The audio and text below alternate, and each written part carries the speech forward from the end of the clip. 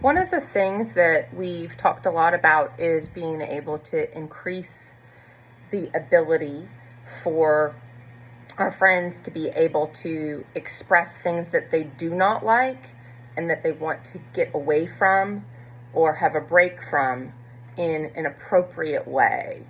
We know that there's already communication happening, but a lot of time it's happening that looks more like hitting or biting or scratching or self-injury, like banging ears or biting hands. So those are intentional communication, but they're not very safe or adaptive communication. We want to shape some other things, and we want to continue what we're doing with blocking when those things happen, stopping those things, and then giving that corrective to either redirect that there is an incompatible behavior, that we're holding the thing in our hands, or we're doing something to where we can't cause harm, or that we're modeling, that we're requesting the break, requesting access to a different area.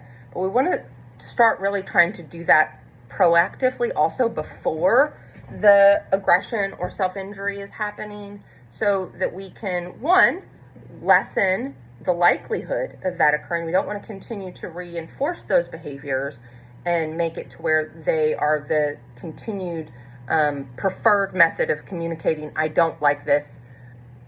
I want you to help me. I want to get away from this. And then also we definitely want to have less aggression and self-injury, right? We want to not have those happen, and then that cue our prompting as often as we can. We know that there's no perfect world, and it doesn't mean that we're failing if those things are happening at all. We're going to exactly keep, doing what we're doing, our very best to prompt for those to be interrupted when they occur. But we want to be proactive also. So we want to use this during calm times, so things can be quiet still in the room, and we're going to prompt verbally, I want to break, and our hands up. I want to break. Yes, break. And then we're going to go to the bedroom. Now, that may not have been what was wanted, but we're shaping break, go to a different area. If we notice that some noises are increasing, but there's no aversion demonstrated, the dogs are barking, there's no head banging, there's no biting hands or suddenly scratching, we're still going to prompt, I don't like, break. I know that typically there is that point happening, but if it's not happening, we're going to do some hand over hand, move our hand closer, make that an easy target that he can touch, and then move to the bedroom or move to an area where there is less sound, move to the basement, wherever it is that we can escape that aversive. If the TV is on and we turn up the volume a little bit, we're not trying to create, we're not trying to cause pain or discomfort, but we turn up the volume a little bit, and then we say loud, break, and then we ask for break, and then the TV turns off.